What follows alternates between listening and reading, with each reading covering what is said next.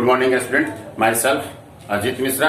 आज हम लोग क्लास 8 ग्रामर में फर्स्ट लेसन का ही जो टॉपिक है वो क्लाउज यानी कि उपवाक्य, इसको पढ़ेंगे।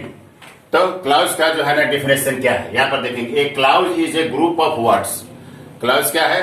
वह क्या है? वो शब्दों का एक समूह है ना, विच मेक सेंस, जिससे जो हमें मैंने कि ज्ञान बताता है। And is a part of a larger sentence, और एक जो है ना वाक्य, बड़े वाक्य क्या होता है? पार्ट, हिस्सा होता है। A clause contains a finite verb and a subject. कहता है कि क्लाउज में क्या होता है? Finite verb. फिर से आपको रिकॉल करते, फाइनाइट वर्ब किसको कहते हैं? फाइनाइट वर्ब उसको कहते हैं जो सब्जेक्ट और टेंस के अनुसार अपना रूप बदलता है।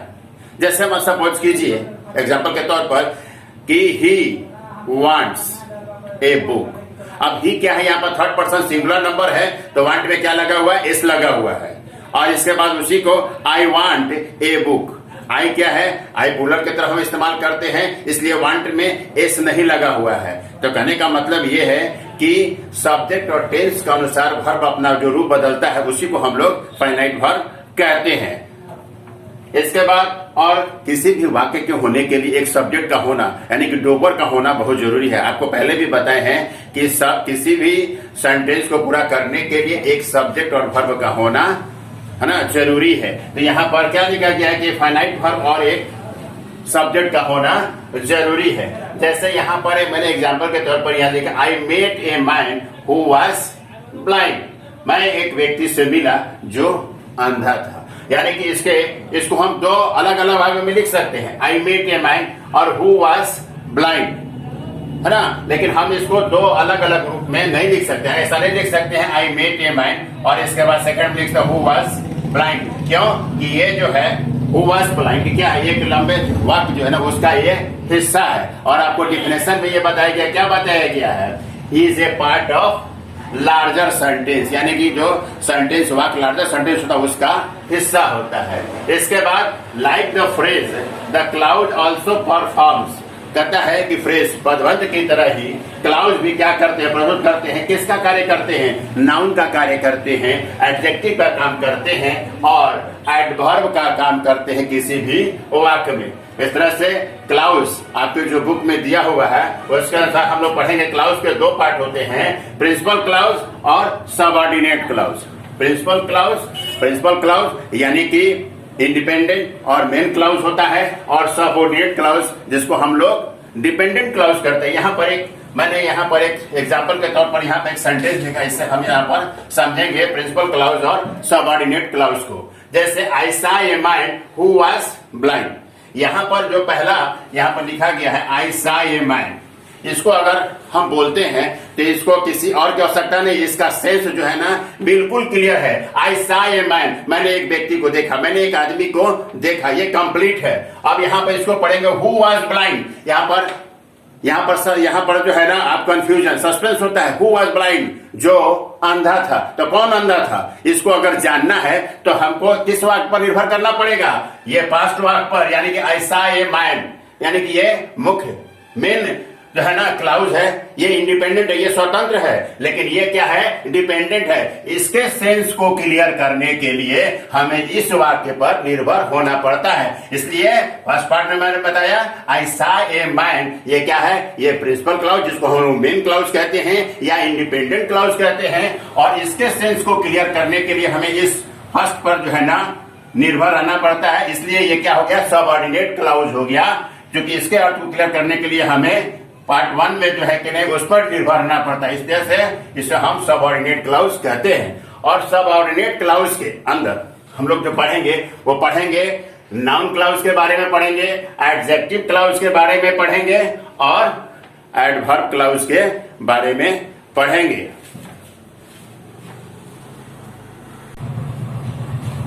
अब हम नाउन क्लाउज की ओर चलते हैं। डेफिनेशन यहाँ पर, a noun clause is a subordinate clause. Noun clause क्या है? एक सबऑर्डिनेट क्लाउज है which does the work of a noun. तो किसका काम करता है? नाउन का काम करता है in relation to some word in the principal clause. Principal clause में यहाँ पर मैंने एग्जांपल से आप यहाँ पर दिया है जिससे आप सबको समझाने का प्रयास करेंगे। पहला है I know the man, I know the man, I know who he is. यहां पर जो है ये मैन क्या है, नाउन है। तो नाउन के जगह पर हमने यहाँ पे क्या लिखा, द मैन जो है नाउन है, इसके ऊपर क्या लिखा है, हु ही इज। ये क्या है, ये आपका नाउन क्लाउज है। यानी कि I know the man, I know who he is, यानी द मैन के जगह पर क्या आया है, हु ही इज, वो क्या है, नाउन क्लाउज है। अब पहले सब्जेक्ट टू ट्रांजिटिव वर्ब, यानी कि ट्रांजिटिव वर्ब के सब्जेक्ट, पहला है subject to a transitive verb, यानी कि ट्रांजिटिव वर्ब के सब्जेक्ट के रूप में। जैसे व्हाट यू से इज ट्रू, है ना, तुमने जो कहा वो क्या है, सत्य है, तो व्हाट यू से। दूसरा है object to a transitive verb, यानी कि ट्रांजिटिव वर्ब के ऑब्जेक्ट के रूप में। I do not know who he is. Object to the infinitive, I want to know, यहां पर इंफिनिटिव क्या है, टू नो, है ना, तो हाउ यू मैनेज। इसके बाद है ऑब्जेक्ट टू ए पार्टिसिपल, यानी कि पार्टिसिपल के ऑब्जेक्ट के रूप में he went away saying that he would return. इसके बाद आगे है object to a preposition, pay attention to, to क्या है, यहाँ पर प्रीपोजिशन है, व्हाट योर टीचर सेज। इसके बाद है कॉम्प्लीमेंट टू ए नाउन और pronoun, the news that he is alive spread fast, यानी कि न्यूज को, है ना, न्यूज को बताने के लिए कि क्या न्यूज है, अगर ये जानकारी है तो मैंने बता रहा है कि दैट ही इज अलाइव, कि वो जीवित है, स्प्रेड फास्ट। अब इसके बाद हम लोग पढ़ेंगे एडजेक्टिव क्लाउज।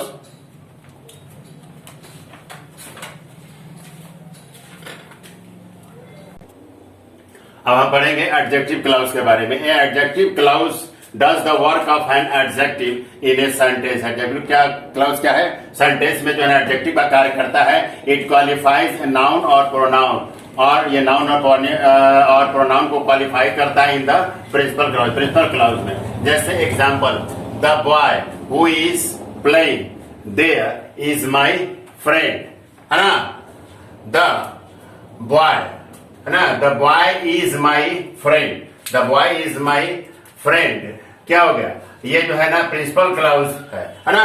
और इसमें जो है सबऑर्डिनेट क्लाउज क्या है, हु इज प्लेइंग, तो हु किसको क्वालिफाई कर रहा है, बॉय को। बॉय क्या है, नाउन है, इसलिए यहाँ पर जो है नाउन को क्या है, परिभाषा में क्या बताया गया है कि वो जो है ना नाउन और प्रोनाउन को क्वालिफाई करता है। तो यहाँ पर क्या है, नाउन इसको क्वालिफाई कर रहा है, इसलिए हु इज प्लेइंग, तो क्या है यहाँ पर हु इज प्लेइंग, ये एडजेक्टिव क्लाउज है।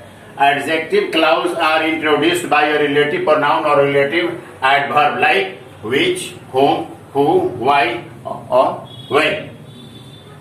The relative pronoun or relative adverb that introduce an adjective clause is omitted. कहने का मतलब है कि द रिलेटिव प्रोनाउन और रिलेटिव एडवर्ब, यानी कि रिलेटिव प्रोनाउन और रिलेटिव एडवर्ब जिसको इंट्रोड्यूस करते हैं, जिसको लागू करते हैं एडजेक्टिव क्लाउज में, तो वो ओमिटेड हो जाते हैं। जैसे कि show me the purse you found, यहाँ पर दैट जो है ना ओमिटेड, लुप्त हो गया है ना, कि show me the purse that you found, यानी कि वो पर्स दिखलाओ जो आपने पाया, है ना।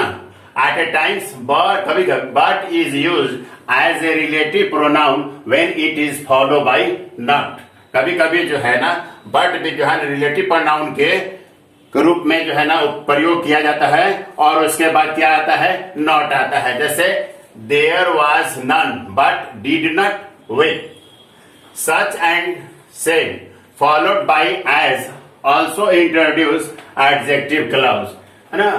जैसे example, such men as love their parent should be respected. Note, चूंकि adjective clause relative pronoun who, whom, whose, which and that या relative adverbs what, when, where and why से शुरू होते हैं, इसलिए इन्हें रिलेटिव क्लाउज भी कहते हैं। अब रिलेटिव क्लाउज का डेफिनेशन क्या हो गया, जो सबऑर्डिनेट क्लाउज अपने पूर्व आने वाले नाउन और प्रोनाउन को क्वालिफाई करता है। इसके बाद हम आगे जो पढ़ेंगे एडवर्ब क्लाउज के बारे में पढ़ेंगे। Adverb clause, an adverb clause does the work of an adverb. Adverb clause क्या है? यह एडवर्ब का काम करता है। इट मॉडिफाइज सम वर्ब और adverb in the principal clause. In the principal clause example है I shall stay here. I shall stay here. Here यहां पर क्या है? यह एडवर्ब है। ये क्या है? हियर क्या है? यहाँ पर एडवर्ब है। I shall stay where I am. तो हियर जो यहाँ पर काम कर रहा है वही काम जो क्या कर रहा है? Where I am. ये एडवर्ब है और यही काम कर रहा है। हियर का ही काम यहाँ पर कर रहा है। वेयर आई एम मैंने स्टे, स्टे मैंने कहा ठहरना, तो हियर यहाँ, तो ये स्टे वेयर आई एम जहाँ पर मैं हूँ। ये यहाँ पर जो है ना एडवर्ब का काम ये कर रहा है एडवर्ब क्लाउज। ये क्या है? एडवर्ब क्लाउज है। तो एडवर्ब क्लाउज जो है ना के कई पॉइंट्स होते हैं, जैसे एडवर्ब क्लाउज ऑफ टाइम, यानी कि टाइम से। I met him when I was in London. मैं उनसे मिला, है ना, कब? जब लंदन में थे, है ना। इसके बाद है एडवर्ब क्लाउज ऑफ प्लेस, यानी कि स्थान के बारे में। यू कैन गो, आप जा सकते हो, वेयर एवर यू लाइक, जहां पर आपकी इच्छा हो। थर्ड है adverb clause of purpose. Purpose का मतलब होता है उद्देश्य।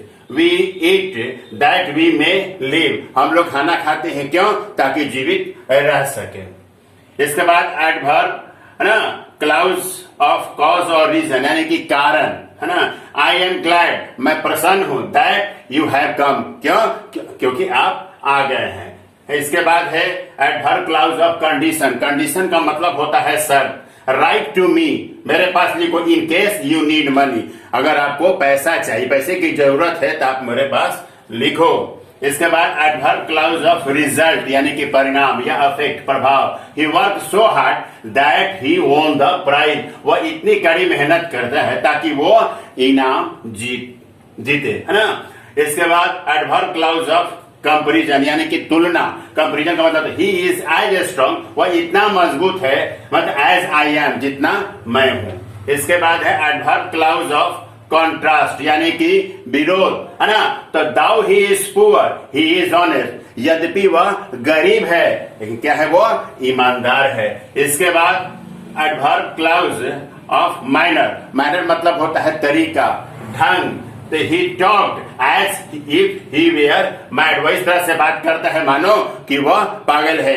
इसके आधार पर ही हम आपको कुछ एक्सरसाइज दे रहे हैं जो आप घर पर बनाएंगे। कुछ एक्सरसाइज है, pick out the noun clause in the following sentences. माने ये जो आपको सेंटेंस दिए जा रहे हैं इसमें से नाउन क्लाउज को चुनना है। जैसे ये है what he said about me is quite wrong, है ना। इसमें what he said about me, ये क्या है? आपका नाउन क्लाउज है। बी में है this is what you have made of yourself, इसमें व्हाट यू हैव मेड, ये क्या है? Noun clause. इसमें जो है ना इसी तरह जो है ना दो चार क्वेश्चन मैंने बना दिया है और रेस्ट क्वेश्चन जो है ना आप स्वयं बनाएंगे। अब हम नेक्स्ट क्वेश्चन की ओर चलते हैं।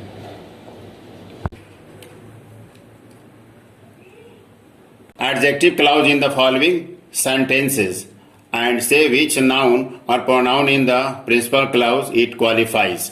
जैसे ये है the man who broke into the room has been caught। इसमें जो है मैन क्या है? मैन नाउन है, उसी को क्वालिफाई कर रहा है। Who Brock into the room, ये है आपका एडजेक्टिव क्लाउज। इसी तरह दो तीन मैंने बना दिया है और आगे आप स्वयं बनाएंगे।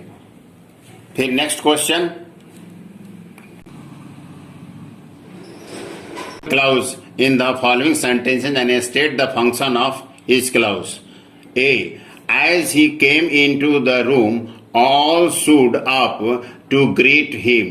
इसमें जो है ना एडवर्ब क्लाउज है as he came into the room और ये है टाइम क्लाउज। सेकंड है I shall go where you go, ये है एडवर्ब क्लाउज ऑफ प्लेस। इसमें क्या है? Where you go. इसी तरह दो तीन क्वेश्चन मैंने बना दिया है और रेस्ट क्वेश्चन जो है ना आप घर पर स्वयं बनाएंगे। Thank you.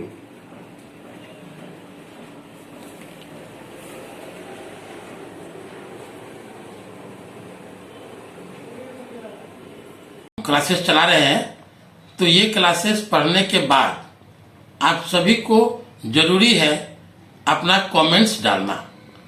आपको अपना सब्जेक्ट पढ़ के और इसके बाद कमेंट्स में अवश्य लिखिए आइदर यू हैव अंडरस्टैंड और नॉट। इफ एनी क्वेरी उसमें आप मेंशन कीजिए और अदरवाइज उसमें लिखिए I understood, I have done my homework. और जो भी होमवर्क दिया जाता है उसको पक्का पूरा कीजिए।